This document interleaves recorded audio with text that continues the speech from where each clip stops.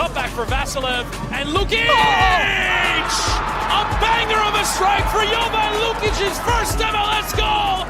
It's fallen out to Westfield! Oh, wow! He's nearly taken the roof of the net off! Philadelphia pounce again! Who gets his goal in his Union debut? The record signing, off and running in his first appearance for the club.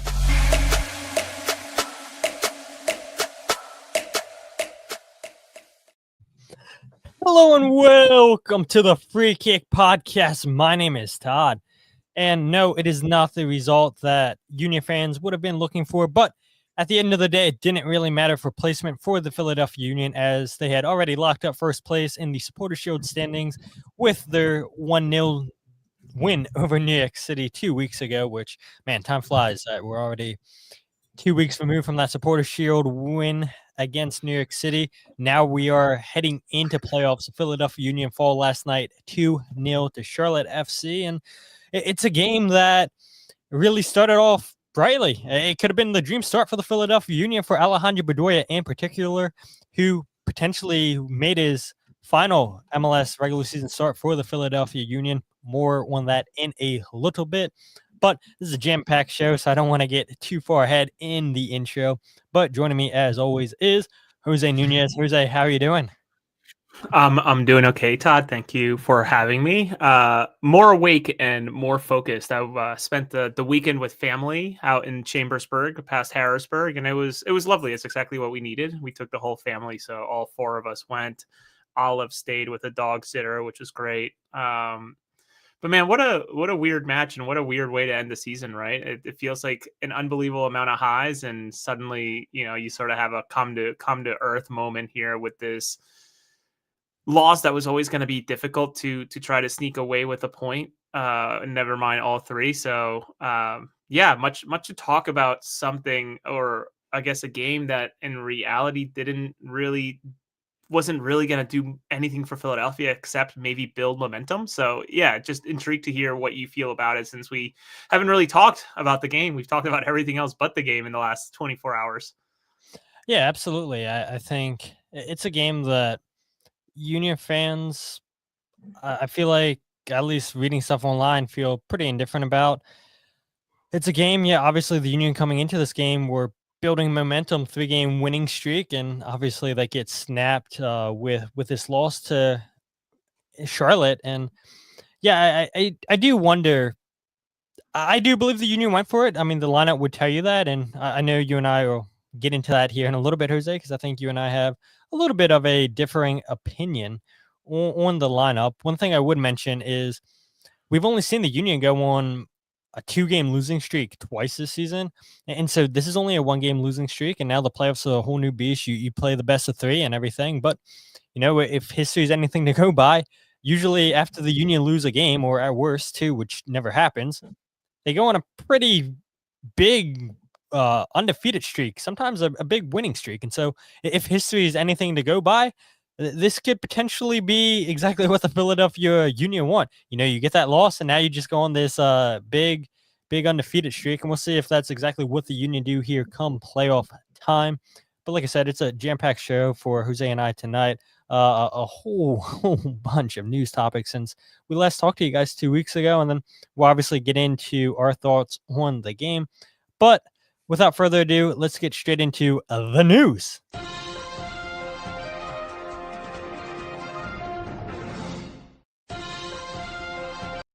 All right, so the first bit of news that I do want to talk about, Jose, is the U20 World Cup. We don't spend too much time talking about this, as we all know the U.S. got eliminated to Morocco by a score of 3-1. But this is relevant for Union fans. This is relevant in the Union fandom because Frankie Westfield's performance, and I would argue a very, very strong U20 performance. And for people who maybe didn't know who Frankie Westfield was, he definitely put himself out there on the biggest stage, finishing the U20 World Cup, making 4 appearances, all 4 starts, playing 360 minutes, 1 goal, 1 assist. And if you're Frankie Westfield, I mean, you and I have talked about this so much, Jose. We've written about this. I mean, what a last year and a half that this 19-year-old has had moments away from going to Penn State, signs a Union 2 contract, impresses so much in Union 2, gets into the best of 11. A big part of why Union 2 went to the MLS Next Pro Cup against North Texas last year. Gets a homegrown deal that you reported back forever ago. Injuries to Olivier Bazo and Nathan Harriel in preseason means that, hey, it's time for the next man up, and that's Frankie Westfield. Impresses so much in preseason in Spain, gets a start against Orlando City in his very first MLS start, gets an assist against Orlando City, and he's not looked back since then. Now he's been a staple in this U20 squad and goes out at the biggest stage at the youth level and absolutely balls out, I think is the correct term to use for this. But yeah, Frankie Westfield did himself no disservice for how well he played with the US at the U20 World Cup down in Chile. Yeah, you sort of encapsulated so well there in that little stretch. Literally, as I understand it, 48 hours, 2 days away from shipping off to Penn State to be a college ball player, instead goes about it with the Union 2 to follow his development, or I guess expand his development, and just sort of took the job by the throat, right? And hasn't let go since. What's also interesting is that his international start with the U.S. was just as an injury reserve replacement, like just an injury replacement that had the opportunity to go down to Chile and what was it, like, I guess October camp 2024 or so. And again, impressed enough that the opportunities kept on coming and the guy just never, ever let go. So to hear Carnell speak about him so highly, to certainly have had you, myself, other of our friends also speak about him so well, and how great he's done this season is, I think, a testament of how good he is. And this U20 World Cup's playing against France, and even the match against Morocco, which I guess the team as a whole wasn't great, despite how good of an opponent it was. He had moments where he was, extremely bright, even in a loss. So I do wonder what this means for him, right? He's under contract, has a homegrown deal. He will be here for how long? Who knows? But certainly has his pen. The pen was to paper. So just an incredible story. So congratulations to him. Ultimately didn't achieve the goal that he wanted, and certainly the team and the country wanted, but nonetheless, as you mentioned, did not do himself any disservice by the way he performed. So congratulations to him and welcome back. Now it's the business end of the season. Yeah, and you do feel a little bit bad for him that he got to miss out on the Supporters Shield celebrations, but he had said, I believe, to Kyle and Jillian Omni of the One Team We Agree on, that Alejandro Bedoya sent him a nice message after the game and just thanked him for being a big part of this season. And so, yeah, even though Frankie, I'm sure, and he talked about it, it's a big honor whenever you get to represent your country. He realizes how big of a moment that was, but to still feel like you're a part of the team celebrating the Supporters Shield, even though you're not there. I mean, that just talks about just how close knit this team is. And congrats to Frankie Westfield for having a fantastic season. Like you said, it's not over yet. And yeah, I mean, for a player like Alejandro Bedoya, which I would expect nothing less, a club captain, a club legend of the Philadelphia Union, to send him an encouraging message and thanking him for how vital he had been. I'm sure that meant a lot to Frankie. And you had mentioned he is a homegrown deal, and I'm looking at that right now. His contract's through 2028 with an option for 2029. And yeah, we'll see, right? Frankie, I mean, did he play himself into potentially getting a new contract already? Maybe, but I would imagine that first homegrown deal is quite friendly for the Philadelphia Union, and they may not want to mess with that too much. But speaking of positivity and more call-ups at the international level for the Union, or we should say the Union organization, that is Jameer Johnson, Kevin Sullivan, Kellen LeBlanc, and Jordan Griffin have all been selected to represent the United States at the U17 World Cup in Qatar.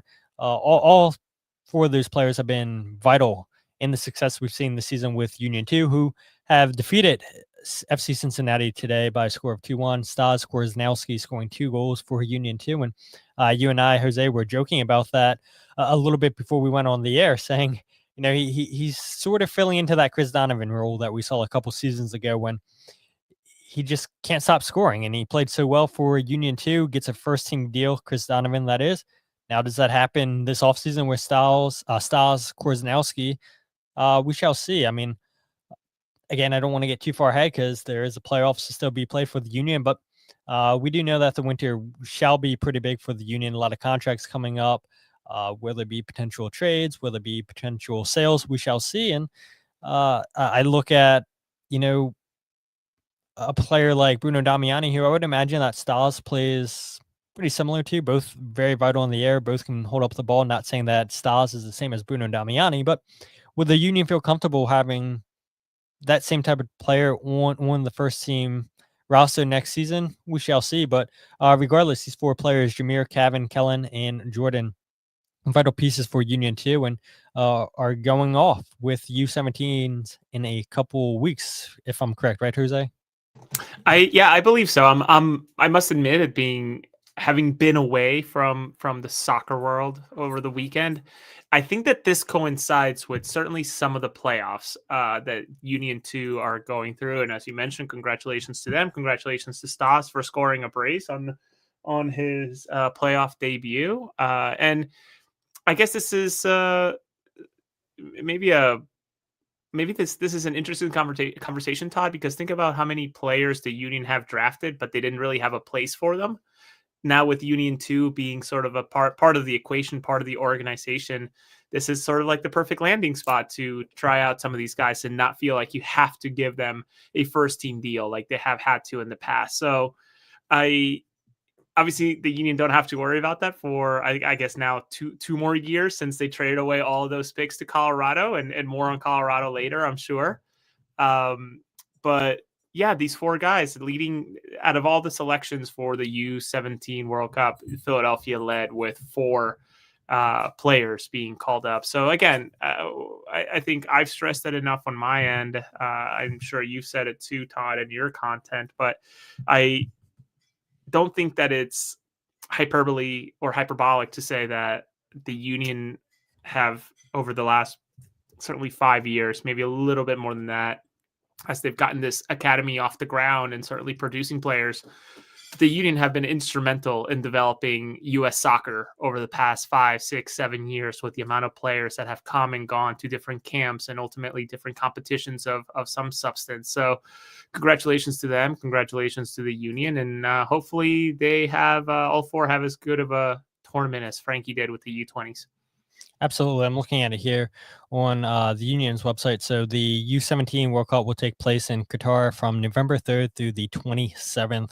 The U.S.'s first game is November 5th. The second game is November 8th. And then the third game is on November 11th. So, yeah, that will unfortunately get in the way of playoffs. Both Union 2 and Philadelphia Union, like we had mentioned, all 4 players have been vital for Union 2 this season. But similarly to the first team, we've seen many players step up for Union 2 this season, and that's a credit to Ryan Richter, just getting every single player to buy in, to believe in one another, knowing, okay, look, when there's an opportunity arises, go out there, take the most advantage of that opportunity. And so I'm sure that will continue. And sticking with Union 2, before we move on to more first team business, that is Neil Pierre named MLS Next Pro Defender of the Year, which is a brand new award this season. It's never been created until this year, and Neil's been a vital player for the Union, and it's nice to see him get recognition. He got selected into the best 11 this season for MLS Next Pro as well. But yeah, we've seen Neil step up and score some vital goals this season for Union 2. He's made 20 appearances, 20 starts, 4 goals, and 1,652 minutes. He's also helped contribute to 4 clean sheets in his appearances for Union 2 and 19 clearances. And yeah, I mean, there's a guy last season, Jose, you had done so well, just getting as much video out on Neil Pierre and stressing just how vital he would be for the Union if they could get a homegrown deal done. We know that he had training stints over in Germany with Borussia Mönchengladbach, and the Union do eventually sign him to a homegrown deal. And yeah, there had been moments this season where fans had wanted to see Neil come on and play a little bit more than he did. He did eventually make his debut in that 7-0 defeat to Vancouver. It feels like a couple weeks ago, but truth be told, it's about a month ago now. And I think that just speaks volumes to Bradley Cornell. He's not going to go out and hand out debuts. I think he said, as candy, it's earned. And in a game when you're getting slaughtered that much, yeah, what better time to give you MLS experience than away on turf in Vancouver? And yeah, I mean, an unbelievable season that Neil's had this season with Union 2. It's going to continue in the playoffs now that Union 2 have defeated FC Cincinnati 2-1 today. But yeah, Neil Pierre, well deserved, I would say, right, Jose? Absolutely, well deserved. Where I'm sort of certainly not confused, and that's not the right term, but a little torn is that I wish he would not have been given this award, because I wish he would have been playing more MLS time than all of the minutes that he has with Union 2. And everybody develops differently. I just know that the ceiling on this kid, whatever you want to call it, is just unbelievable. And I mentioned it on social media to somebody when the award was announced, which I find it weird that they're still creating awards for this league. Like, how is this not an award that was already set from like year one, right? It seems like such an easy one to sort of say, okay, this is the 5 things that we're focusing on. I could have sworn that this was going to be the year that Neil was going to break into the first team, right? In terms of maybe being a substitute for Owethu, or Owethu gets in trouble with yellow cards or a red card, and he comes in for a match here and there, the way that maybe Andrew Rick did once Oliver started sort of stumbling last year in his development in his play. But that obviously never happened, and ultimately he goes ahead and plays as much as he did with the Union 2. So a big year for the Pierre brothers, come to think of it, with Nelson scoring his first MLS goal with Vancouver, as well as at one point being the leading scorer in MLS Next Pro, and now his brother Neil with Philadelphia earning this accolade and just having a great season, and certainly continuing to be sort of one of the top prospects within the organization. Though, at what point do you drop the prospect part if they have a first team deal? That's a good question. It's got to be a games limit, I would imagine. Once you play a certain amount of games in MLS, I feel like you should no longer be considered a prospect, which I think maybe coincides with the players that are on. I don't know how closely you pay attention to the top 100 prospects in MLB, Jose, but you have some guys on that top 100 list that have played multiple MLB games, and I'm like, how can they be considered a top prospect when they've played over 50 MLB games? But I don't know. Maybe MLS should take a page out of MLB's book and follow what they do for their top prospects and everything, where, okay, you play a certain amount of games and then you're off that list, because it's like, by the time you get that many at bats and everything, you're no longer considered a prospect, or you shouldn't be, because now you have the MLB experience. Not as much as I would say most players on that roster, but yeah, I mean, you have a significant amount of roster experience if you're playing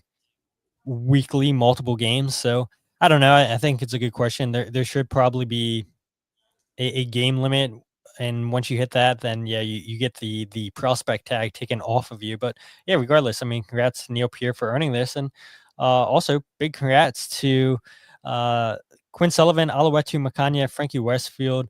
Again, I guess this goes to your points. How long can you say prospects? I think certainly you and I wouldn't say Quinn Sullivan's a prospect. Makanya, I don't think is a prospect anymore. Frankie Westfield's not a prospect anymore either. I believe those two guys have played more than enough games this season. But when you look at the first game against Orlando City, yeah, absolutely, Makanya and Westfield, I think, would be considered prospects. But when they've played over 20 games each this season and have been vital pieces to that back line, to a stout Philadelphia Union defense, yeah, they shouldn't be considered prospects anymore. But yeah, happy to see all 3 of these guys get listed in MLS's 22 under 22 list. Quinn Sullivan at 6, Makanya at 13, Frankie Westfield at 18. And one name that's missing from there is Kevin Sullivan, which I saw he was around like 24, 25, I think, just missed the cut. But yeah, the people who had a vote in this list, they did right. They did right, not going off of potential, going off of what you actually did for me. And maybe you can make the argument that maybe Frankie Westfield should have been higher than 18. Maybe Makanya should have been higher than 13. But regardless, to see the Union get three representatives on this list, the most out of any MLS team, huge honor for the organization and these three players as well.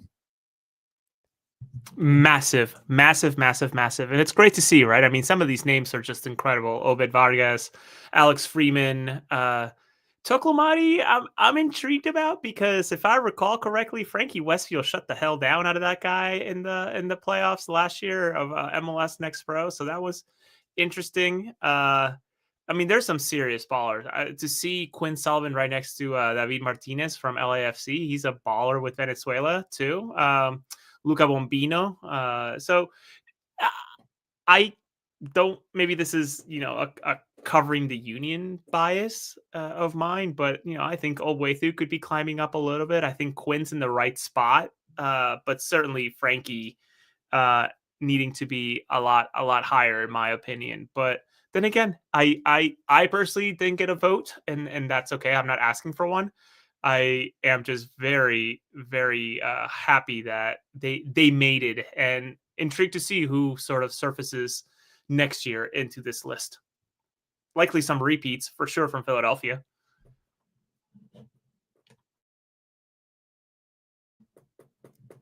You are muted, Todd. I was. Yeah, I mean, you would imagine the Union get representation in this list next season. And I was looking at this, and it took me a little bit to find the list, since 2010 is when MLS started the under 22, under 22. Back then in 2010 through 2028, it was the 24 under 24, and then they switched it in 2018 and it became the 22 under 22. But for Union fans that may not be aware, and I am aware that a lot of people in this fandom are pretty new the last couple of years, and so some of these names that I go and roll off the top of my tongue, they might say who, but back in 2010, the Union had three representatives, with Roger Torres at 24, phenomenal player for the Union. Jack McInerney at 22, Danny Mwanga at number 5. 2011, you had Jack McInerney at 23, Roger Torres at 22, Danny Mwanga at 9. In 2022, you had Freddie Adu at 19, and then at 18, you had Shannon Williams. In 2013, you had at number 8, Amobi Akugu. Number 4, Jack McInerney. 2014, at 13, you had Amobi Akugo. 2016, you had at number 6, Keegan Rosenberry. 2018, this was a really good team. 22, Derek Jones. 21, Mark McKenzie. 10, Austin Trusty. Derek Jones was a very, very highly thought of prospect coming out of the academy. Didn't hit the height that, pundits, local media people thought that he was going to hit. And I know he's been around MLS a little bit. Then 2019, you had 16, Mark McKenzie. 7, Brendan Aronson. 2020, you had Mark McKenzie at 3, Brendan Aronson at 1. 2021, Leon Flock at 15. 2022, Leon Flock at 14. 12, Paxton Aronson. 10, Jack McGlynn. 2023, Jack McGlynn at 7. And then last year, yes, we had Kevin Sullivan at 18, Quinn at 8, and then 3, Jack McGlynn. But yeah, the Union have done well since 2010, making the list of the players being listed, missing only 2 seasons. And so, like you had said, Jose, once this list is done next year, I would expect more Union representation on here. Will they have 3 again? Will they go back down to 1? Will they go to 2?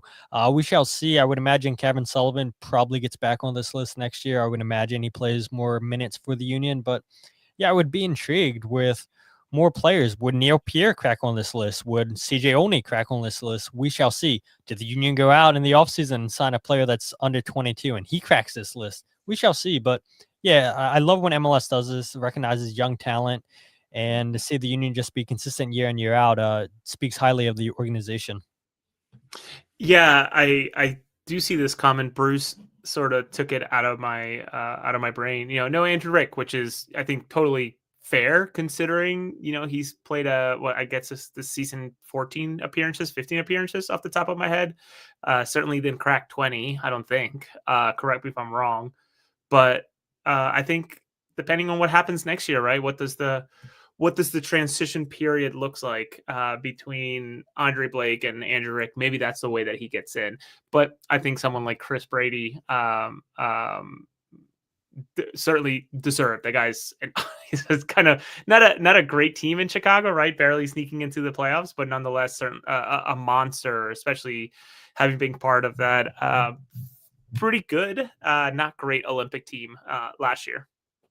Yeah, and Chris Brady, the only goalkeeper on this list Yep. for the U22s under 22. He came in at number 11 on this list. And so, yeah, I mean, obviously you're going to see a lot of attacking players, but this list actually features a ton of defenders. I mean, Peyton Miller, number 7, was also with the U.S. at the U20s. Would you say he's better than Frankie Westfield? I think there's a debate to be had there. Noah Allen with Miami at number 12, Makanya at number 13.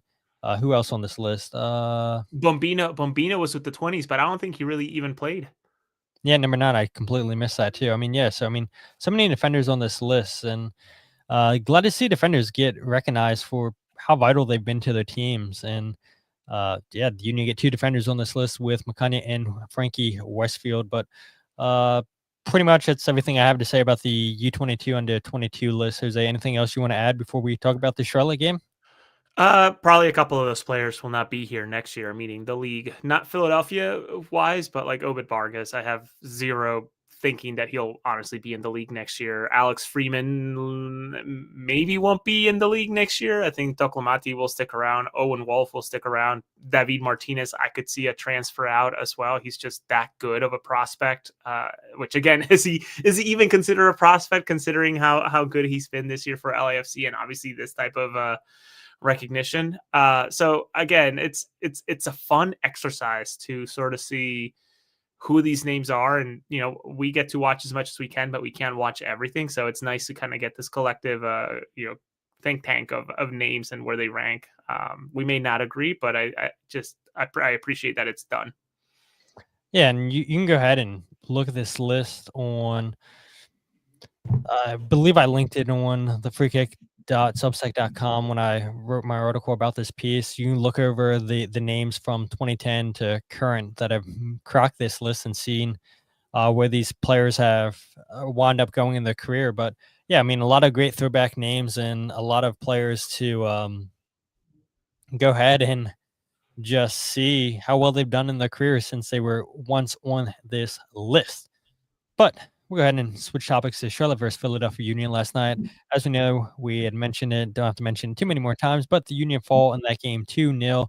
Wilfred Zaha scoring the 24th minute, and then Kerwin Vargas in the 30th minute.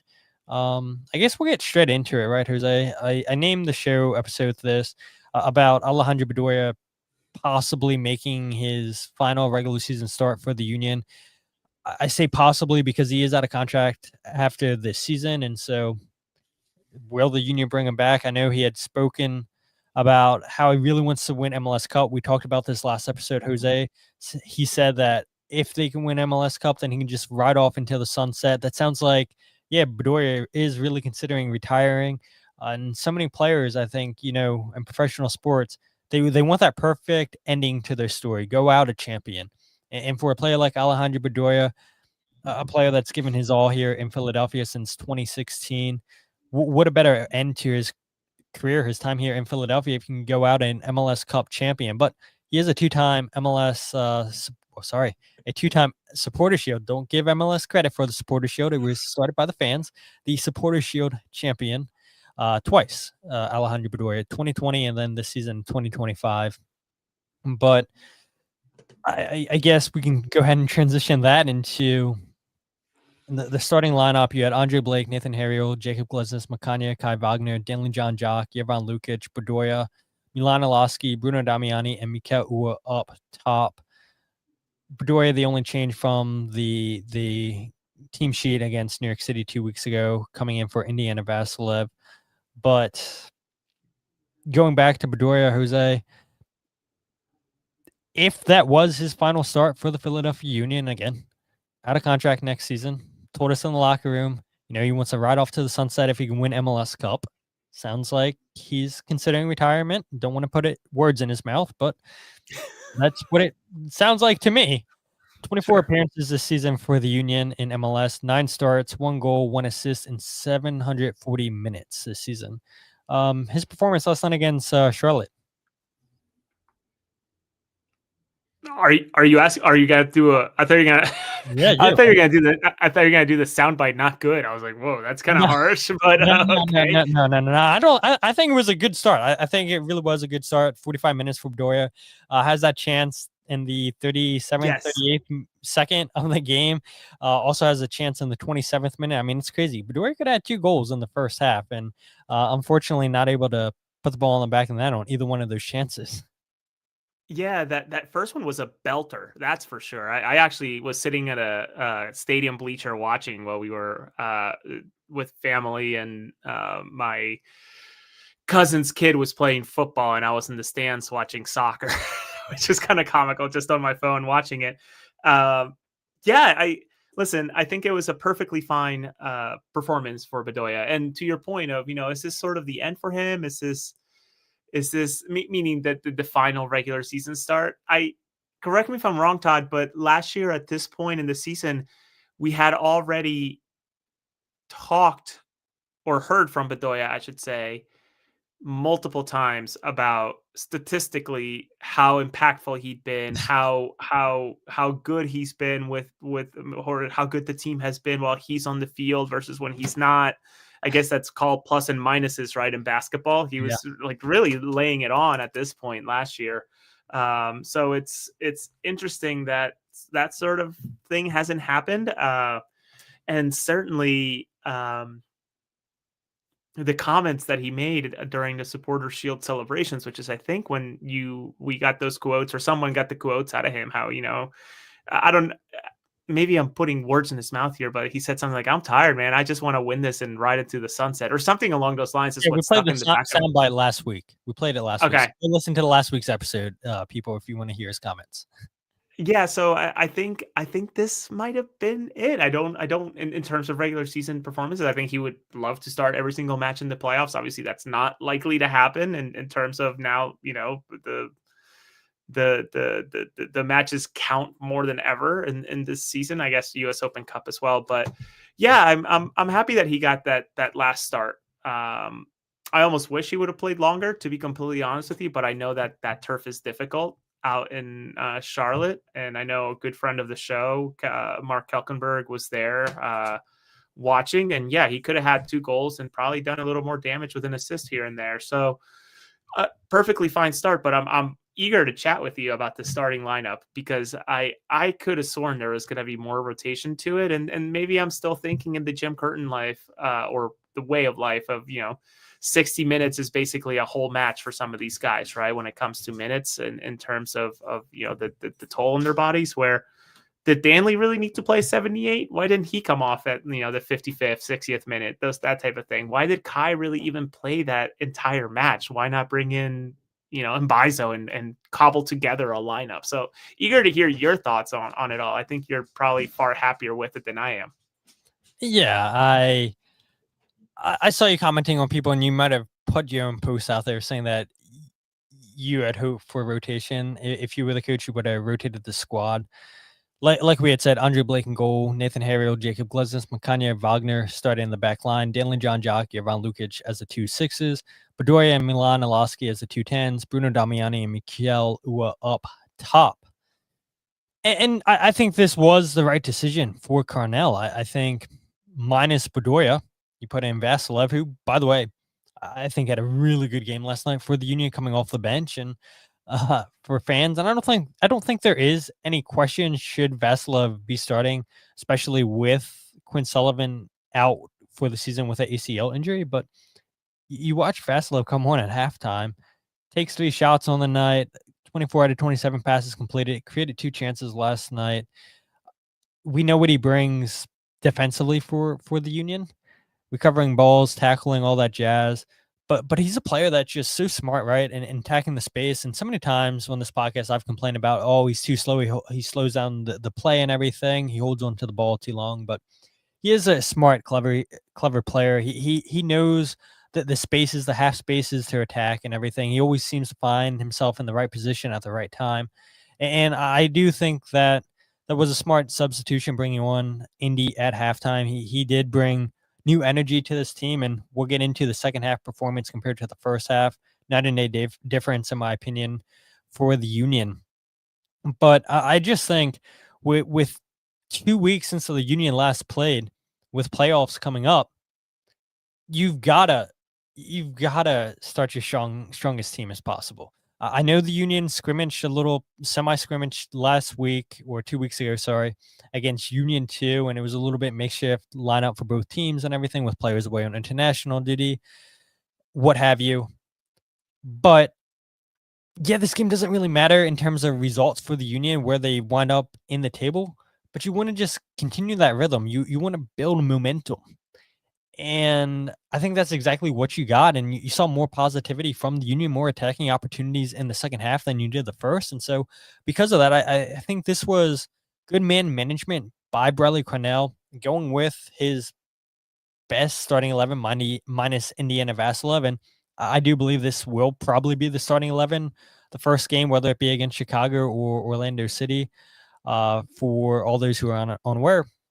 And the Union's first playoff game against either one of those teams will be next Sunday at 5:30 p.m., which we could even get into that. Jose, are you happy with the playoff game being on Sunday?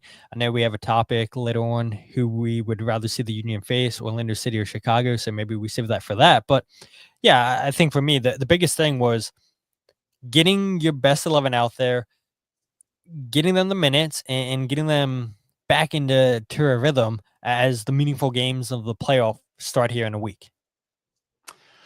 I totally get that, but I think I also come with the camp of, Danley played a hell of a lot during the international break. Frankie Westfield was with in the World Cup with the U20s, played an awful lot too, right? Out of the 5 possible matches, he played a full 4 against good competition too, in terms of Morocco and France, and just putting some extra minutes on those legs. I just don't know if turf is the right place to do something like this too, right? In a different world, and this is obviously hindsight being 2020, or what if isms here, but like Kai Wagner rolls his ankle on the turf or does something on the turf. How great do we feel, or how great do fans, I should say, feel about the playoff chances without Kai, right? I do want to ask you something, and I don't want to debate too long, if at all, anymore on the starting lineup, meaning the idea of starters versus maybe a more rotated one. You said something interesting just a minute ago. Do you firmly believe that Ua is the man to start over Baribo going into the first match of the playoff? Is that what I caught out of you? Yeah, absolutely. Okay. I don't think it's any debate. It's been the last 4 games now that we've seen Bruno and Mikel up top. I firmly believe that those two have a better partnership than Ty Baribo and Mikel Ua. I felt bad for Mikel getting pulled at the half. I thought maybe he should have been given more minutes, but maybe, like you had said, Jose, maybe the turf plays into a factor. You give him 45 minutes, because it was so interesting last night. They were almost playing Mikel Ua as a left winger. He was playing pretty wide last night, where you leave Damiani inside the 18-yard box, where he is at his best, where he can win those headers, when he can hold up play with his physicality. And so there was a couple times when you would see the Union build good attacks down the left-hand side, and a lot of that was coming from Mikel Ua. Ua had the cutback pass that led to Alejandro Bedoya's second chance in the game. Damiani lets it go through his legs. It's a little dummy, and then it's a bad touch by Bedoya. It does eventually get the shot off, but that play starts with finding the ball out wide to Mikel Ua and playing that cutback pass. And so that's not something that you see the Union do or have done with Baribo and Damiani starting, because I've said it before, they make 2 similar runs. I think they're 2 similar players. And so you've got to have, if you're going to start one of those guys, it's either Baribo or Damiani. It's not both of them. And I know Baribo came in the second half, had multiple chances last night, but those chances weren't created because of Damiani. They were created because of Kai Wagner. Right. How many times do you want to keep forcing Kai to send in crosses? You got to do something different. And so the Union did well playing out wide to Mikel Ua, and I firmly believe that is the better striker pairing coming for the playoffs. Right. And I think there's something to that, right? Ua being a substitute in has been so impactful here in this last stretch of matches leading into the playoffs. So I think there's some magic there. But I think maybe the Charlotte substitution had maybe something to do with the fact that he got that yellow card right before half, if I recall. And we can talk about second yellows that came up during this match and someone who's going to miss one because they imploded. But all in all, I think you also nailed it as we talk about the match here and transition to that. Definitely a game of two halves where, outside of that initial, 2-minute, 3-minute flurry that the Union had, it sort of felt like the rest of the first half was just really, really suspect defending, especially that first goal with Kai being caught up so high upfield and just one big long lob ball was just the disaster that tumbled it all. Yeah, you're absolutely right. Where Kai I think was more involved in the second half, playing in crosses to Rebo. Like I mentioned, you see Indiana Vasilov creating a couple chances for his teammates, really doing well to attack the half spaces. A much better performance for the Union. I had mentioned this in one of the many group chats that we're in, is the one thing you were noticing with Charlotte, and they do it so well in MLS, which is maybe a little bit scary come playoff time when you look if the Union can get past Chicago or Orlando, and I don't want to talk too much about that yet. You're going to face either New York City or Charlotte, both very good defensive teams. But as this game went on, the longer it went on, you're seeing that low block from Charlotte, and the Union were really struggling to break that down. And so you're seeing a lot of pointless shots outside the 18-yard box with Danley John-Jock, with Jovan Lukic. None of these opportunities are hitting the back of the net. The only chances that are really getting created are you had Cavan beating Ashley Westwood on a 1v1 dribble, finds Tyber Rebo, unable to put the ball in the back of the net, and then across the two from Kai Wagner finding Tyber Rebo. But come playoff time, you're going to see teams playing low blocks, especially when it comes to single elimination. You're going to see teams come into Subaru Park, bunker down, and then try to hit you on the counterattack. And so I was a little bit confused seeing Milan Olaski taken out of this game because I do think he is one of your better 1v1 players, breaking down those low blocks. Again, maybe the turf plays a little bit of a factor into that.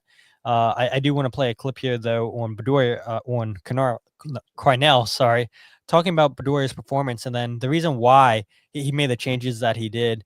So this was Bradley Cornell talking about Bedoya's opportunities he had last night and then the changes he made at halftime.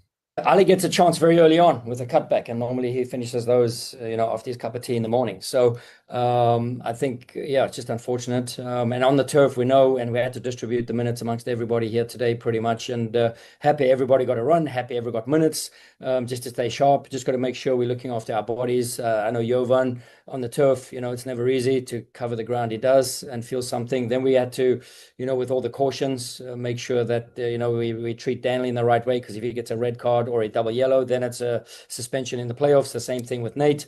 So we strategically had to then makeshift a couple of things. So, I think with a second half performance like that, I was really proud of that, and it's good momentum going into the playoffs. Now, to your point, Jose, why does Danley go 78 minutes when he's already on a yellow card? Because, yes, I think Jesus Bueno can come in and do a job, but the preferred partnership, and I think the fan base would say the same thing, is you would rather see Danley and Jovan out there as opposed to Jovan and Jesus Bueno. No offense to Jesus, but we know how vital that Danley and Jovan have been to this team this season. The Union are where they're at because of those two in the middle of the field. So why you allow him to go 78 minutes when he's already on a yellow card? That's a lot of trust and belief that Cornell has that he won't get sent off like Wilfred Zaha did, which we can get into that now. I mean, so dumb by Zaha. To slap away Jesus Bueno's hand, and then he slaps him across the face. I don't know if he made that much contact. I do think Jesus Bueno sold it a little bit. Sure. But it was enough to get him a second yellow card. You knew exactly what the Union wanted to do. And Bradley Cornell even said, and we'll play it a little bit later, he believes Zaha should have been sent off earlier in this game. He does eventually get sent off, but yeah, 78 minutes for Danley to be out there on a yellow card. It's a lot of trust that Bradley had in him. Yeah, and I think it's quite obvious that the connection, mental connection, whatever it may be, whatever you want to call it, between Jovan, Danley, and Carnell is just so strong, right? I think they can kind of just look at each other, likely can just look at each other, and they know exactly what Carnell wants, right? And what the game plan's supposed to be and how to adjust, etc. So not much to add there. An unbelievable amount of trust solely based on that comment that just unreal that he let him do that. Play 78 minutes on that yellow against a team like Charlotte that ultimately tempers flared, right? And then going into the Zaha thing. It's amazing. I posted the clip on social media and sort of just so much talent, such an unbelievable talent in this league. For sure, one of the best players on his day, but such an impulsive creature that just can get baited and just rages out like someone said something wrong about his mother by baiting him. Like it's an unbelievable turn of events there in such a meaningless game. 2-0, 90th minute, 91st minute, I can't remember, is that when it was? 90th, yeah, whatever. Yeah, 90th minute, just an unbelievable mistake. And what's comical to me about this whole thing, and it's not even the hit, it's more of people defending him about this situation, saying that it's part of his game, it's part of the person he is. And that all may be true. It absolutely adds an edge to him. It adds a sense of, what a hothead he is and what an X factor he is. That may be true, but it's also true that that moment, that action could have just costed Charlotte their very first playoff game in this season, this postseason, and potentially their way to advance. They lost Pep Biel due to injury. Did they really need to lose Wilfried Zaha as well? No, of course not. They didn't need to, but he made a choice. And I guess the question is, when do we get the Snapchat apology? Yeah, I saw some people saying that on social media. This is a good point, though, by Jazz. He said he swung at his head in front of Penso. Contact doesn't matter, all about the intention. That's a good point. Sure. Right? Even if he doesn't make contact with Jesus, it's still the intention to go and make the effort at a player's head.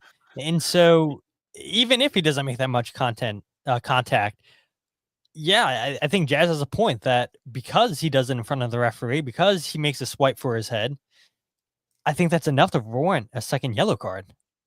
Well, the thing is, Todd, and I've known this from a very young age, high school, maybe even middle school, where they teach you right away, it's never the aggressor, but rather the reaction that gets the referee's attention, right? The way that you react, the way that you retaliate is typically the way that the card goes, right? There's been so many instances where I've played soccer, maybe you've played soccer too, where this happens, where someone may have been an aggressor against you or you've been the aggressor, but the way that the other player reacts is ultimately the way that the referee will go about it, because they more likely than not don't see the initial foul. They just see what happens afterwards. So again, this is a player with an unbelievable amount of experience. He is 30 years old, I believe. Is he 30 something? I don't want to say that's up there, but he's 32. Yep. Unbelievable amount of experience in the Premier League, internationally with his national team, etc. I think pretty sure. Yeah. Either way, experience just oozes off of him. And people, meaning the fan base of Charlotte and even some talking heads sort of defending it, saying, well, the coach should have pulled him out. At what point do you not use the coach excuse for him, right? He's a 32-year-old man who has this much experience and has won as much as he has in terms of matches, etc. Just such a damn shame that it came down to this, because listen, I like Matt Swift. I like David Gussler, but our friends over in the Charlotte content creation scene /podcasters /reporting. that it's just such a okay. Well, there you go. There's another one. It's such a shame that it came down to that, right? Because that team is good. It's very good, and unfortunately, they're already hobbled, and even worse, in an unforced error by a grown man. Just temper. Just what's the phrase? Mark used it in his podcast at one time. Crashes out. He crashes out at the wrong moment. That's for sure. Yeah, and I mean, Jazz mentions it here. Says Wilf has always been a hothead, and I think that part of it is why we never saw him leave Crystal Palace to go to a bigger club. I mean, he would be linked to clubs in the top six, and moves never materialized. And yeah, I do realize that he was at Manchester United at one point, but spent a lot of time out on loan away, going to Crystal Palace and Cardiff City, and could never break into the United's first team, and eventually gets sold by Crystal Palace to Galatasaray, leaves Galatasaray on loan to Lyon last season. Now this season on loan with Charlotte, 10 goals, 5 assists, and 31 appearances for Wilfried Zaha. But you got a player that you're paying $2.7 million to, Jose, your top DP, I would say, and now he misses a vital first game against New York City, a home game, and he might miss the only home game that Charlotte has, because who's to say that New York City don't go down to Bank of America Stadium and get a win? And don't forget, the game can be level. The game goes to penalties, and who's to say New York City don't win that? We know how vital Matt Freese has been for New York City in penalty kicks, and then New York City goes away to Yankee Stadium or Citi Field, and who's to say New York City don't win that game? And now Zaha doesn't play a home game in the playoffs for Charlotte when they need him. And yes, he's been a big player, a big part of their success this season. But yeah, he's a player that's been around, and he's got to control his emotions there. And unfortunately for Charlotte fans, unable to control his emotions, it's a big loss for them in their first playoff game against New York City. But that's for Charlotte fans to worry about, and not so much. Listen, the only thing I'll say is, and I've been following the beef between, I guess, done more research. I obviously don't follow I follow the Premier League. I don't follow it as close as I do the Union and MLS, but I've heard about the beef between Zaha and Mateta out in Crystal Palace. And if you're a New York City FC supporter, or you just want to do a little bit of what's the term, shithousery, if there's not a fan in that crowd, either in Charlotte for the first game, just because he's going to see it some way, shape, or form in the stands. I'm sure he's allowed to come and watch, or certainly in New York City when they have to go out there. If there's not a Christian Mateta head floating around the stands with the fans and just calling Zaha's attention to it, that is such a missed opportunity, because I can tell you right now, he would once again crash out over that easily. And that's, I think that's just so indicative of the type of, I don't want to say player, I don't want to say person, but just how easily it is to get this guy going on that type of shit. Is that, we're coming up with dumb reasons that he would try to just lose his mind, like it's just so, it's so sad. It is what it is. So much talent. It's a bummer more than anything. Yeah, absolutely. And so I've had it down there on the sidebar for a little bit now. Missed calls dictate the game, according to Bradley Cornell. So before we get into that or more topics about that, I do want to play Bradley Cornell's opening statement. I did ask him a follow-up question if he got clarity on the first goal that he believes shouldn't have been given to Charlotte. He believes that the ball went out of bounds, but this is Bradley Cornell on last night's referee performance without actually mentioning the referees, smartly avoiding a fine. From a ball that, is it out? Was it not? I mean, I clearly see it out of bounds. I'm not sure what somebody else sees. And then you get caught chasing the game a little bit. You get chasing, and then there's decisions. I thought there should have been a red card very early on for Zaha. And then, we don't react on those. And then it just escalates, right? I mean, we play a certain way. There's all the time stoppages, the time wastages from the goalkeeper, Colleen, on goal kicks. We at 0-0, we get blown the whistle with Andre to hurry up the play. We already getting blown the whistle. For them, it just takes 5, 6, 8 moments before they blow the whistle. And at what moment is there a consequence? Because if you don't act on those moments, then all of a sudden it escalates like it did. And, just unfortunate for the way things ended. So, we'll just have to make sure we control our emotions and make sure that this is who we are. So we embrace this. We train like this every single day. So, I feel we're primed for these. Sometimes I feel that, other people are not. Oh man, Brelly Cornell. I mean, definitely walking a fine line, I would say, with not mentioning the referees, making sure he doesn't get fined, but he's definitely having a go at the referee. And there was also a moment in the second half when Indiana Vassilev thought he won a corner kick again off of Tim Ream, and you see him look to Torrey Penso and was like, just yapping back, like, "Are you serious? You are so bad, so bad." I was like, "Indy, you're gonna walk yourself into a yellow card here with just how poorly this game I think was going officiating wise in the second half. The Union get 4 yellow cards compared to Charlotte's 1 yellow card. Eventually turns to a double yellow, like we mentioned to Wilfred Zaha. But I did the math so you guys didn't have to do it. 82 stoppages last night in this game. So 18 fouls called, 16 corners, 2 offsides, 46 throw-ins. Like I had mentioned, 4-1, the Union led in yellow cards. But look, the Union are a team that want to rough you up. They're a team that want to bring the physicality. So I'm not saying that, the throw-ins, the amount of fouls, I think 16 fouls isn't, or 18 fouls, sorry, I feel like isn't a lot of fouls called in this game, but I think Cornell's biggest issue there was just Kalina time wasting. And this is something I didn't see during the broadcast. Maybe if you're there in the stadium, you can see Andre Blake getting the warning, but they didn't show, or at least I didn't notice it in the Apple broadcast. I don't recall Denny Higginbottom or, oh God, one of my, Steve Kengelosi. That's right, Steve, right? I don't recall either one of those guys mentioning that Andre Blake got warned.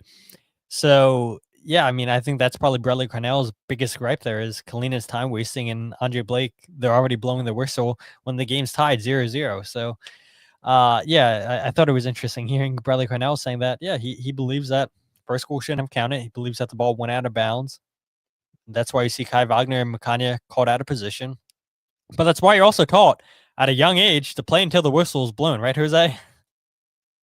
That's just it, right? I even said it to some of my teammates last week in adult soccer. It's like just play till the referee blows the whistle, and it's sort of remains new to people, and I certainly have to remind myself as well.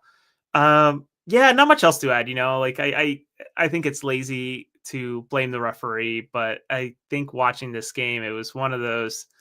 This one's gonna be a rough one, just based on the back and forth and the shoving, the pushing, etc. And again, it's the Philadelphia Union way, right? Where the tip of the spear is usually the first line of defense for them, and that usually yields to more fouls than usual, right? And both ways, earning them, and you think about Damiani, the way he holds the ball, and also giving them out, the way that Ua sometimes lunges into balls, or players, tactical fouls, I guess is probably the better term. So not much to add. I guess I'm glad that no Union player is going to be missing the next match due to yellow card accumulation or an unbelievably silly red card on a game that really, I hate to say, didn't mean anything, but certainly did not move seeding or anything like that. It just sort of dealt a weird momentum going into the playoffs. I agree. We've talked about it a little bit. We don't have to spend too much more time talking about it, Jose, but you heard Bradley Cornell say in the first clip I played that there's positives to take from the second half. The Union outshoot Charlotte 16-3, 3 shots on target for the Union compared to Charlotte's 2. Jazz mentioned it here that Kalina was a wall, made 5 saves on the night. Big performance by the Charlotte goalkeeper, who's getting back to his best in goal. We've seen it a couple seasons ago where literally just playing on the top of his head for Charlotte, keeping them in games. And we've seen it over the years with Andre Blake, right? We mentioned it so many times on the show, Jose. How many times did Jim Curtin talked about the amount of points that Andre Blake saved or won for the Union on his own. And I think part of that could be said about Kalina too, with Charlotte. I mean, he's been an unbelievable goalkeeper, makes 5 saves last night for Charlotte. But at the same time, right, Charlotte's up 2-0 at the half, and they can afford to sit deep and now hit on the counterattack. And so that's, of course, going to force the Union to have more opportunities in the second half. But yeah, they probably should have scored at least one chance in the first half with Alejandro Bedoya. But you look at the chances by Ty Baribo in the second half, good crosses by Kai Wagner. I'm not a huge XG guy, but if you look at it alone, the Union's was 1.3 compared to Charlotte's 0.3 in the second half. The Union for sure should have had a goal in the second half, unable to. And overall, I mean, XG would say that they believe that the Union should have won this game. 23 shots compared to Charlotte's 8. Union misses 2 big chances with Bedoya, but positives to take away. Like I mentioned, Indiana Vassila brings a new energy to this team. Baribo comes off the bench, has 1 or 2 pretty decent chances in the second half, and good to see the Kai Wagner Ty Baribo connection. Like you mentioned, no injuries, no red cards for any player on the Union, so that's a positive in itself as well. Oh, you muted. Uh-oh, yeah. Hotkey to unmute. Yeah, it's one of those games where, again, you're just happy that everybody left healthy. You're happy that everybody is available for the next match, but you're sort of bummed that the Union couldn't find a way to at least score a goal, right? Keep you at work for sure, Todd, with some sort of breakdown. But like as good friend of the show Mark mentioned, right, try to keep these guys not rusty and get them back into the momentum and game day fitness, I guess, for the guys who were not away with international duty. And a goal would have done a lot of good, even if it was a 2-1.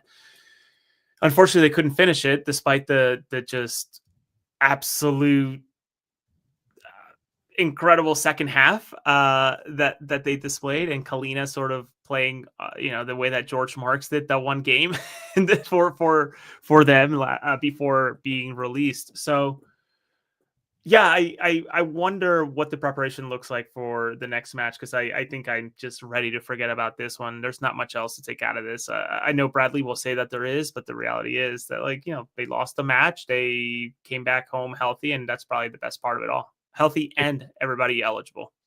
Agreed. So final topic before we get into Blender of the Week. Pretty good debate. I think we could have. Jose, who would you rather face in the playoffs in the first game? Chicago Fire or Orlando City? That game takes place on Wednesday at 8:30 p.m. What a late kickoff, by the way. 8:30 p.m. Eastern Standard Time. I mean, couldn't have made it 7:30 between these two teams. So, yeah, let's hope for extra time penalty kicks between these two teams. And like we had mentioned, the Union face off on the 29th. Sorry, not 29th. Jesus. What's the date? 26th. 26th. Thank you. Sunday at 5:30 p.m. at Subaru Park. But I think I know where you're going with this, Jose, because we talked about it. Maybe I convinced you otherwise last night. You guys in the comment section, whether it be on Twitter or on YouTube, let us know who you would rather see the Union face out of Chicago or Orlando City. Jose, I'll go to you because I think I know your answer, but maybe it changed. Maybe I convinced you otherwise last night. I maybe still stick with it. I think Orlando City is the team I would. If I'm Bradley Cornell and company, I'm probably hoping that Orlando City pulls through over Chicago, just because they're coming off of a weird stretch of games here, right? In terms of having just not just, but they drew against Cincy, they drew against Columbus. Cincy draw, very strong draw, actually, of all things combined. But losing to Vancouver, losing to Toronto, Orlando's coming into the playoffs with not great memento, right? And that Toronto loss was just really, really bad. That 4-2 loss is pretty bad. Though Toronto sort of re-equip here with obviously a mid-season acquisition via cash trade. But I would be lying if I told you that Martino Haydad doesn't scare the hell out of me, right? Just a guy who's had just in MLS alone 27 goal contributions in one season, and also the surrounding cast with Atuesta and Angulo and Pasalic, is that how you say his name? Pasalic. Just again, a really, really good team. But then you also look at Chicago, and Chicago, certainly why I wouldn't want them is just better form going into this, right? Beating Miami 3-5. The week before that, they beat Columbus, and then 2 draws against not great teams. But nonetheless, you have Bamba, Kuipers, Gutman's been playing really well this year as well. Just, I don't think that there's a right answer, but I would lean towards wanting to play Orlando, and sort of the logistics of going to Orlando versus Chicago might be a little bit easier. Yeah, I agree. For me, it's Orlando City is the team that I want to face. Looking at their last 8 games, it's a loss against Toronto, Mihailovic. Big game last night for Toronto FC. You lose 1-2 at home against Vancouver, draw against Columbus, draw against Cincinnati. So 4-game winless run for Orlando City coming into the playoffs. The last win came against Nashville 3-2 at Exploria Stadium on the 20th of September, but then a 1-1 draw away to DC United. And then they lose 5-1 away at Nashville. And then it's back-to-back wins against Sporting Kansas City and into Miami. I do know that Orlando City went all the way to the 3rd place match in the League's Cup, eventually falling to LA Galaxy 1-2. And this is also something you and I talked about this morning, maybe. Looking at the teams that went farthest in League's Cup compared to what they did the remaining end of the season, did teams' League's Cup run play a factor into them finishing poorly in the regular season? Orlando City would say yes, absolutely, with them winless in the last 4 games. Chicago Fire, you mentioned it, the last 5 games haven't lost a single game.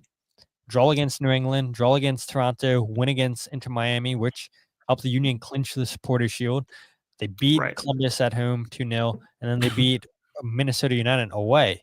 So haven't lost in 5 straight games, Chicago Fire. And they're one of the best teams on the road in MLS. 3rd most wins in the league overall, 2nd most in their Eastern Conference with a 9-6-2 record on the road compared to Orlando City's, which isn't bad, 6-4-7. But yeah, Chicago, for whatever reason, just seems to play much better on the road under Greg Berhalter compared to whether it be SeatGeek Arena or Soldier Field. They prefer, it seems, to be on the road.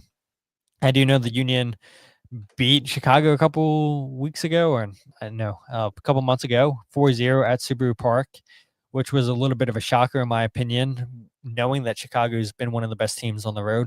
You go all the way at the beginning of the season, a 0-0 draw against Orlando City. And so, yeah, right away you would say, well, because the Union defeated Chicago 4-0 back in, August, I believe it was. Yeah, it was early on. Why not pick Chicago? But yeah, I think it's got to be Orlando City with the run that they're on. I believe Janssen is out, not going to play this game. Mark Kelkenberg mentions Orlando without Gerbert now, their defensive midfielder from Clemson. And yeah, I still think Pasalic, I think Duncan McGuire, Luis Muriel, Martin Ojeda, great attackers. Just like you mentioned, the attackers for Chicago with Bamba, with Zinkonakul, with Kuipers. It's an impressive front 3 for Chicago as well. But I think this is the right side of the bracket if you're the Union. Sorry, people, if you're watching the live stream, this is hard to see. The winner of the Chicago-Orlando game will go and face the Union. The winner of that match will play either Charlotte or New York City. So the Union avoid Cincinnati and Miami until an Eastern Conference final, which is exactly what you want to see for the Union. You want to see them miss one of those games. Yes, I know Chicago. I know New York City and Charlotte. It's going to be a very, very defensive matchup. But again, you would feel better with Nashville and Miami beating up on each other, which is crazy that we could potentially see those teams play 4 times in a row. Kind of reminds me of 2020 when the Union and New England played 7 times, and the Union had 19 days off, 21 days off until they played their playoff match against New England and finally lose a game that season to New England. Go figure, it be in the very first playoff game. And so who knows what could happen in that Nashville-Miami game. I don't think that we'll see a 5-2 performance like we did in last night's game between these two teams. Columbus and Cincinnati, I mean, potential to see 3 hell is real games. Those guys are going to give everything and beat up on each other. So yeah, looking at this from a Union perspective, this is exactly how you would have wanted the bracket to play out. And I think if I'm Bradley Cornell, if I'm from those players, I would rather it be Orlando City. A lot of mixed opinions from people. Some people saying Orlando, some people saying Chicago. Again, people that are listening to this live, let us know in the chat who you would rather see face the Union, Chicago, or Orlando City. You guys listening back on the RSS feed, comment back who you would rather see as well. Appreciate reading those comments, even though you guys aren't listening to the podcast live. But yeah, regardless, I mean, see the Union in the playoffs again. We mentioned that game, first game for the Union, October 26th, Sunday at 5:30 at Subaru Park. The game's also going to be on Fox Sports 1. So only the second time this season, Jose, that the Union have been on Fox Sports. You got to go all the way back to the DC United game, I believe it was. Maybe it wasn't. Wasn't it DC United? I thought it Nashville, right? It was Nashville. was it Nashville? Was that the one? Yeah, that's when I was flying. That's pretty sure. Yeah, that was a day game because I remember flying and my flight was delayed, and I remember watching Quinn miss the PK. I think that was it was Nashville. Yep. Yes, and that's where we had Glesnes give up a penalty because he challenged the ball in the air for a header, and somehow that was a penalty kick. So I'm actually kind of excited for a 5:00 start on a Sunday. I wish it was a 5:00 start on a Saturday instead of a Sunday, selfishly. But I don't know, man. I'm genuinely excited for the playoffs. You take the Union piece aside of what we do in terms of covering, etc. But this bracket, if you can just pull it up one more time, sorry to get you here. This is just so much fun to watch, even if you're a neutral for a lot of these matchups. To watch Cincinnati and Columbus battle each other for at the very least 2 matches. Never mind. On the West, you get to see Portland and Real Salt Lake sort of battle it out this Wednesday, and then potentially a rematch where Portland just lost to San Diego 4-0. That's fun. And then ultimately their conference semifinals could be LAFC versus Vancouver, which you would argue that's entirely too early because that likely should have been a conference final, which San Diego would want to say something about that considering the year that they've had. And then you have dark horses all throughout. Minnesota, I don't think anybody wants to play against Minnesota in a best of 3. So Seattle, good luck. And nobody wants to go to Seattle because Lumen Field is crazy, even on a regular match day. I've been there in person and I've experienced it. It's bananas. So there's just, I know I clown on this format. I know you've had your thoughts on this format, especially this best of 3 start, but it is certainly, there's a feeling that it's dragged out. There's a feeling that it gets stale. Matches don't matter, right? Like if you're losing 4-0 at half, what's the point, right? It counts as a single victory, not an aggregate score, pool players. But there's something to be said about getting to watch this much soccer. The players will say differently. The coaches would say differently as well. The athletic trainers will certainly have a different opinion about all of the soccer, especially when you have turf involved and cold weather. But for the fans, for us in the media, it's just so much fun to watch. And I'm intrigued to see what happens with my MLS coverage. I haven't gotten any assignments yet that, the playoffs are out. But nonetheless, it seems like this is going to be a really, really fun stretch because it's like a month and a half of playoffs worth of soccer, even with the breaks in between. It's just a lot to watch. So I'm very excited about how interesting this is all going to get. Yeah, that's me hyping up the format. I appreciate it, and I think Apple will be sending you a check in the mail here soon, Jose, because we all know Apple wanted more playoffs. They wanted more playoff games, and so you had just got yourself a new iMac, and so we'll see. Maybe Apple can send you a newer iMac than the one that you just got. Unlikely. Unlikely. Want an iPhone? It was like everybody. No. I didn't think that I would eventually join the dark side, but I did. I did an iPhone. I want a MacBook, Apple Watch. I mean, I'm all kitted out for Apple. I mean, can't hide your money, Todd. Yeah, I guess that's what happens when the league so invested with Apple. It's like, God, you see it everywhere, and so it's like, well, might as well finally jump on board. And yeah, I mean, getting this MacBook has been phenomenal. I mean, it's made life so much easier doing the podcast and clipping and everything. So no regards there. The iPhone's been fine and everything. So look, this is me, Apple, speaking to you. Send me some free stuff. If Jose won't take it, I will certainly take it. So if you need me to read something on the podcast, I will plug away. I mean, we saw how nice the iPhone 17 looked during a playoff game, I think it was. Was it a regular season game? I can't remember. On Apple, when they were showing the game recorded on the iPhone 17. Look, Yeah, baseball. if the quality's that good for MLB, I'll take a brand new iPhone 17 Pro Max. Like, come on, Apple, send it my way. But enough for Apple here. Blunder of the week, man. So coming into this, I was very, very certain what I knew blunder of the week was going to be. I share my opinion on it. A lot of people share their opinion on it. There's a very, very nice article written by Laurel from Queen City Press. Is that her outlet? I can't remember. Queen City Press. Yes. She writes a very nice letter talking about how coverage in MLS is lacking, how some teams are better than others. And this all stemmed because MLS last week tested AI for match recap articles.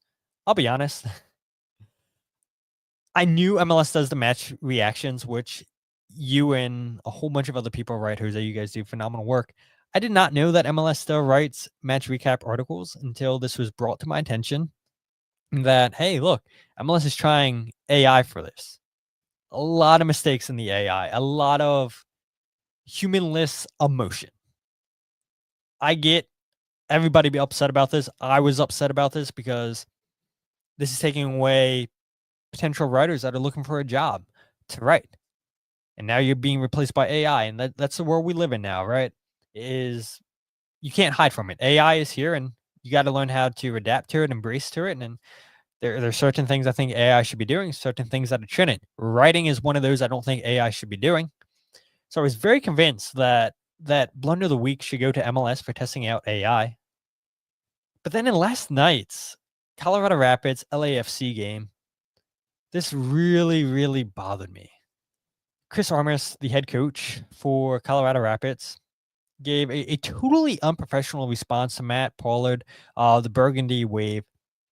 And I'll have a lot more to share about the Burgundy Wave and Matt Pollard. But it was a simple question asked to Chris Armas about his future at the club.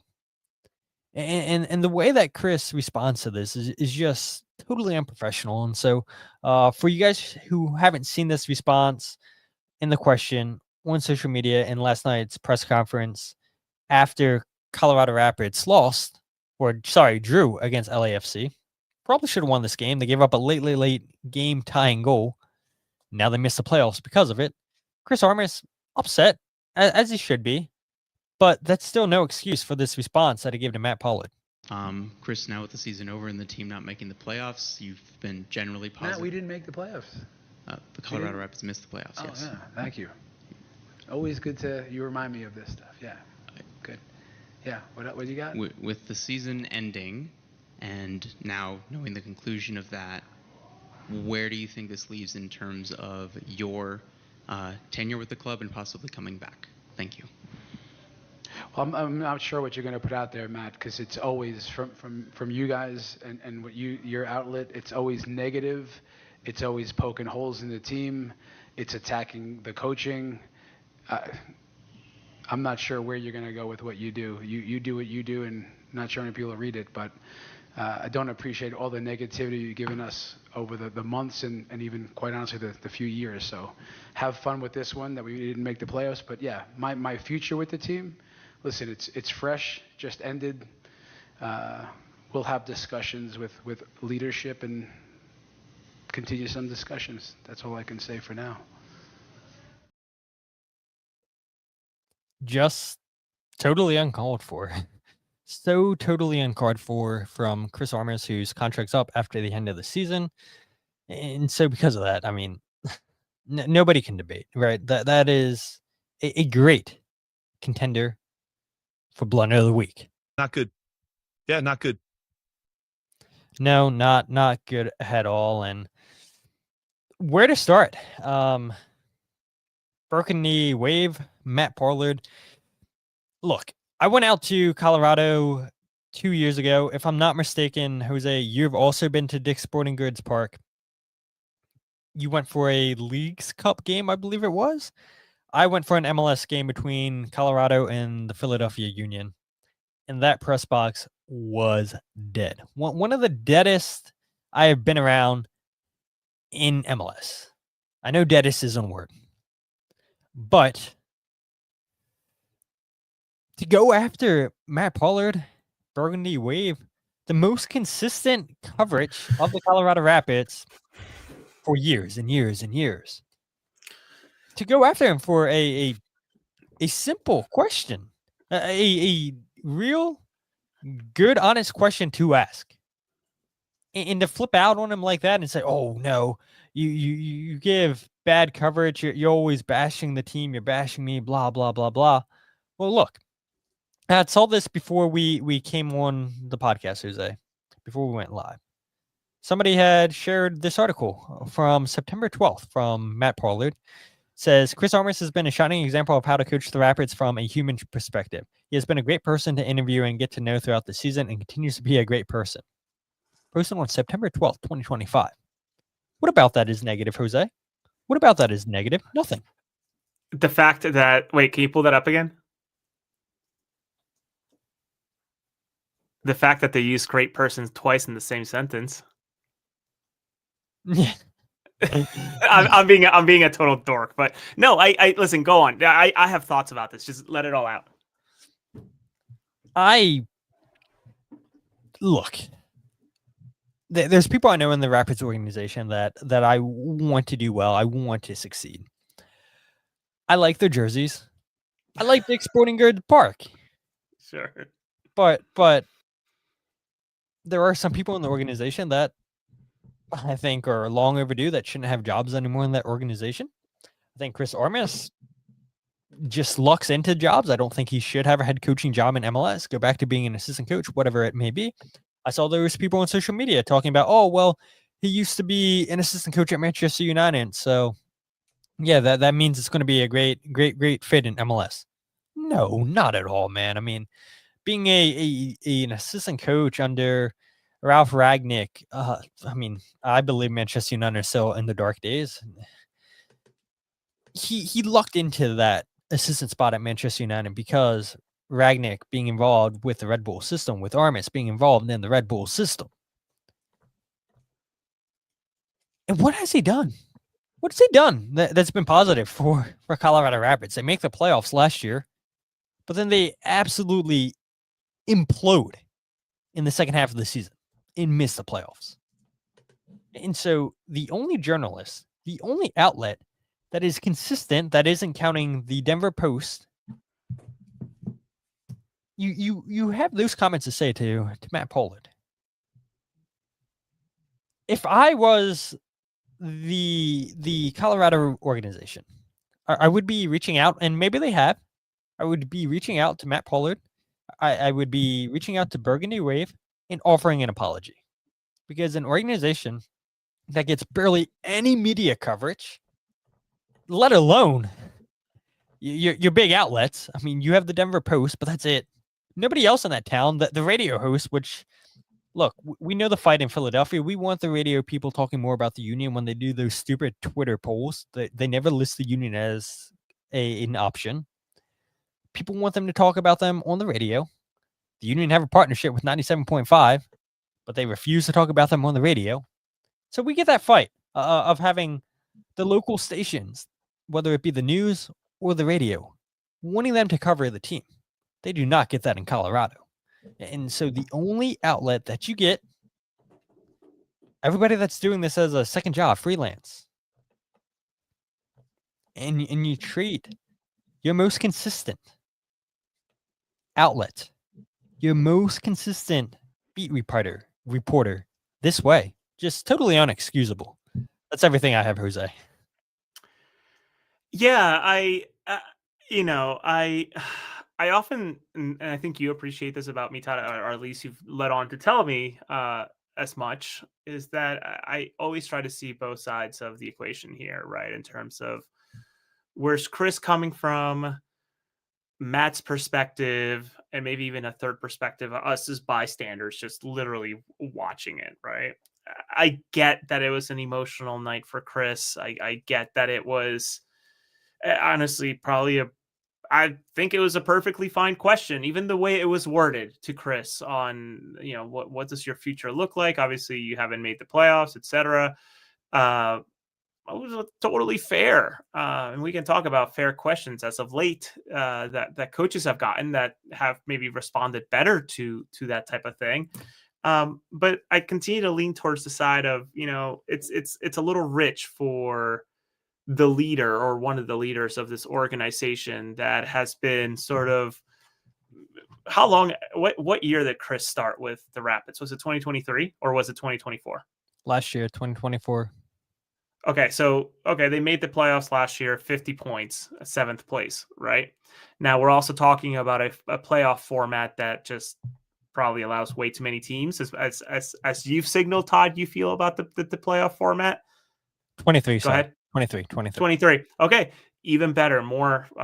So in 23, they finished 14th place with 27 points. Last year, they finished 7th place with 50 points. And this year, they finished 11th place with 41 points. Not a team that has been consistently great. Chris's point of, your coverage has been negative. Your coverage has been poking holes. It's just, well, it's like Swiss cheese, brother. Like you haven't been good, right? There's plenty to comment on because you aren't good and you haven't made the playoffs in a playoff system that allows, what is it, Todd? 66% of the league to make it. Is that what you said it is? Yeah. 66% of the league to make it. It's you have Rafael Navarro, you have the Bassett brothers, you have an Aronson there too, Reggie Cannon, some good pieces there. Yappy, I think that's how you say his name too. This is not a this is a coaching thing, Chris. This is a you thing. Are the players buying into your system anymore? What are you doing with Keegan Rosenberry, who you named your captain last year and made a whole video about, right? He's just rotting on the bench, being a different type of player, and that's fine. He might just be taking up a Bedoya role, and that's okay. But the holes are there to be poked, as Valerie says on the chat. So for him to react this way is a little rich for a team that plays third fiddle to the Broncos, and even how shitty the Colorado Rockies are. The Rapids play third fiddle to the fan bases out there in the city. Don't forget about the I'm sorry. Avs and the Nuggets. Okay, even worse. Sorry, I forgot about NBA and certainly NHL because I don't pay attention to NHL, and it's been a long time since I really cared about NBA. So yeah, they're very much in a situation like Philadelphia, where they're the fifth team in the entire city, and look how packed and how rich our press box is for the Union. Right? It's so cool to see that there's so much attention given to the team. And granted, it's been an incredible, at this point, 6 years, 7 years of Philadelphia Union coverage that, good teams minus a little blip last year, but ultimately a good team altogether to cover.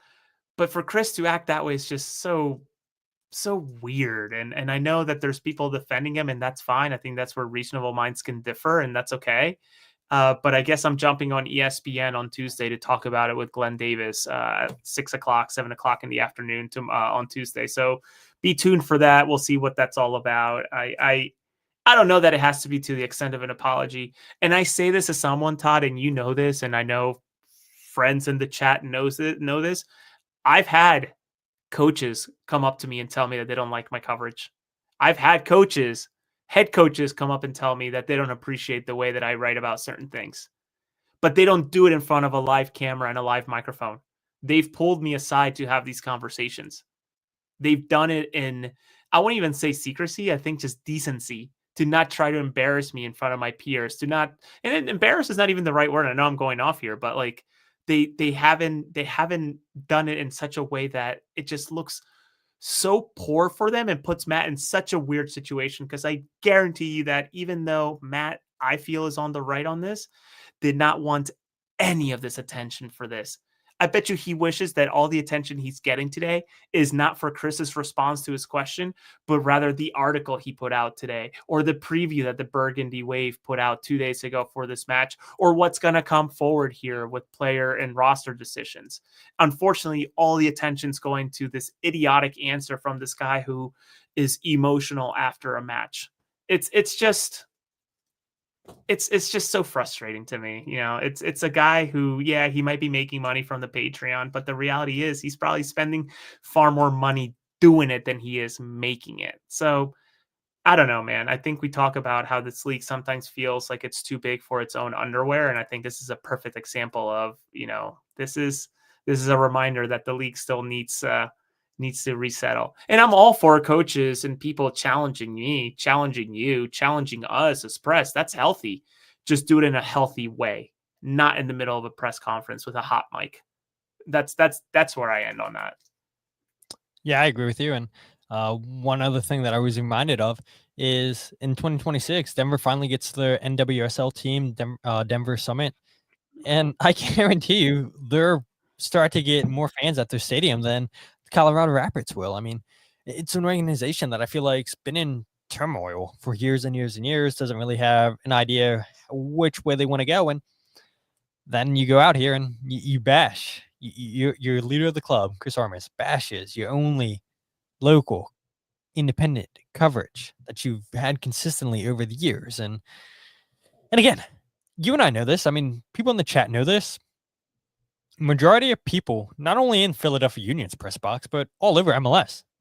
A lot of people are doing this as a hobby, as a second job, and there's no money to be made to support a family. Whatever money people get it covers the expenses of travel, of hosting a podcast, hosting a website, whatever the case may be. And then whatever you make from that, couple $100, maybe $1,000 or so, then you can put in your pocket. It's not much. And so people that are covering these teams, this league, are doing it out of the love and the enjoyment of the game, wanting to grow MLS, wanting to grow the league.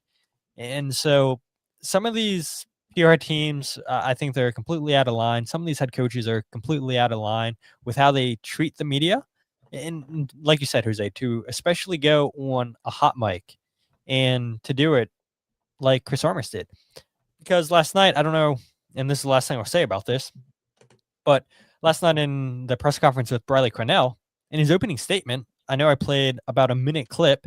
Before he said all that, he thanked all the coverage, all the media that has been there throughout the regular season, telling the stories, showing up week in, week out, asking him questions, whether it be at practice, after games, away games, what have you.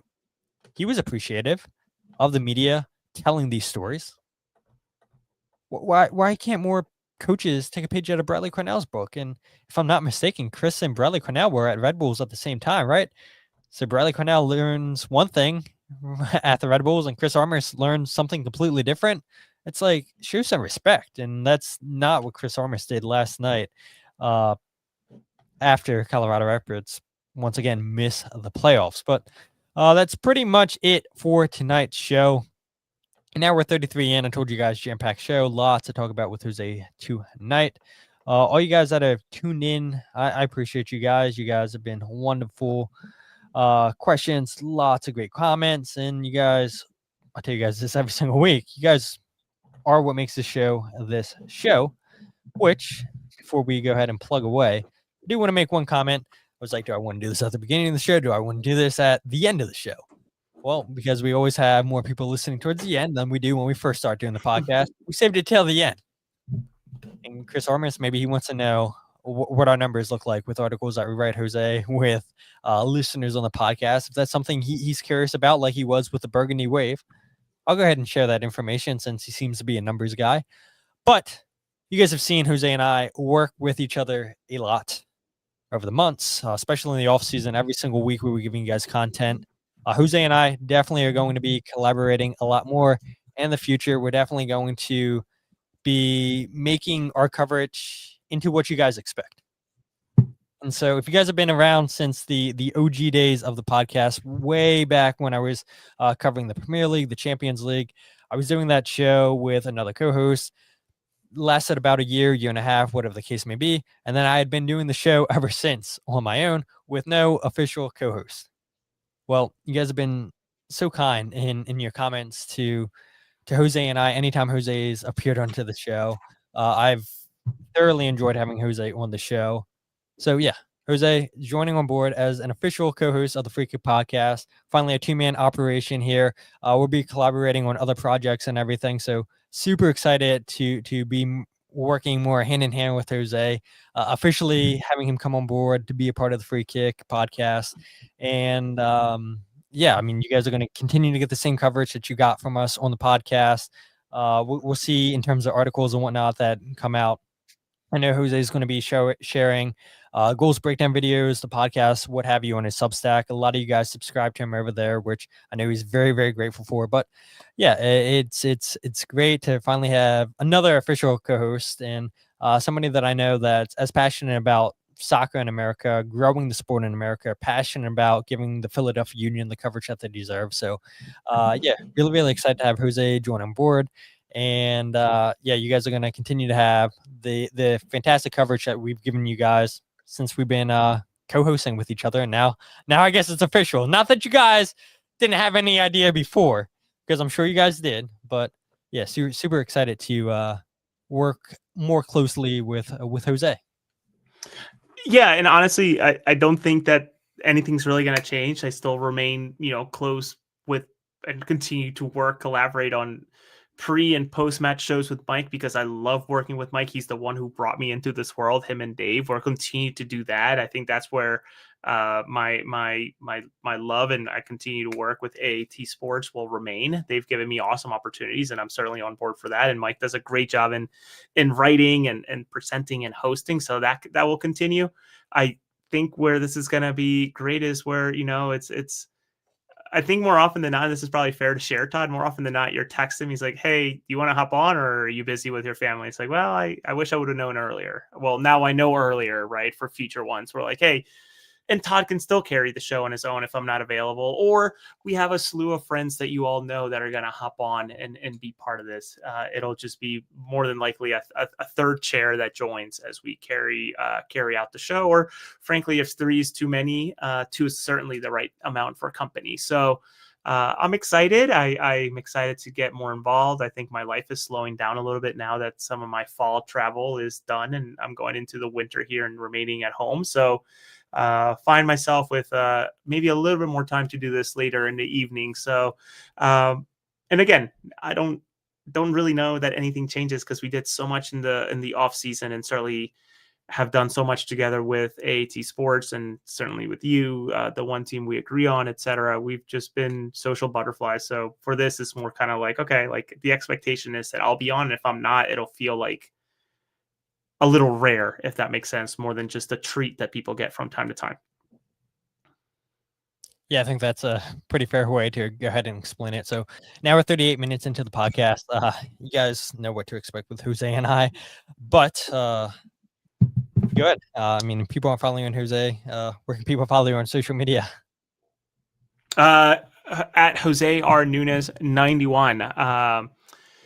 You can find me there. My Substack's linked on the header, and just I'll plug away while I have the microphone right now. I just put out a piece or a match reaction written by a human on MLSsoccer.com for San Diego taking really giving it to Portland for 4-0 defeat and them clinching the top of the West and a record-setting expansion team season. But certainly trying to pull a little bit of my weight here in terms of maybe getting some last minute chats with folks ahead of the playoffs, and certainly going to do a last check-in with some people ahead of USL playoffs, which are coming thick and fast too. So exciting time to be a soccer fan in the United States. That's for sure.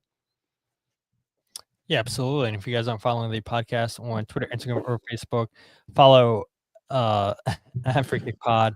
Wherever you get your podcast, The Free Kick. Make sure you check out the podcast, wherever you get your podcast, The Free Kick. Live on YouTube, every single podcast, youtube.com/Free Kick Pod. We can also find the goals breakdown video. Expect the latest goals breakdown video to be out either late Monday night or first thing Tuesday morning. And check out the Substack for my writing, goals breakdown video, or podcast all in one place, thefreekick.substack.com. Jose and I will try to have a match preview episode out, aiming for Thursday. So hopefully we can get that finalized and everything. And hopefully give you guys a preview game coming in for the first game on Sunday. I just added this QR code. I don't know if people can go ahead and link that and whatnot, but if you take a picture of that, that should link to Jose's article on MLS his website. What is this technology you're pulling out? Holy shit. The San Diego game. I don't know. It's something that StreamYard just added. So hopefully if you guys take a picture of that, it should take you to Jose's article on MLS.com. But yeah, all you guys that have joined an hour, 40 minutes in, we appreciate the interaction. We appreciate you guys. And like I said, hopefully we have an episode out for you guys on Thursday. Record it with a guest that was probably our most recent guest. So hopefully we can go ahead and get that all finalized on Thursday, talking about either Chicago Fire or Orlando City. But until then, my name is Todd, and this is the Free Kick Podcast.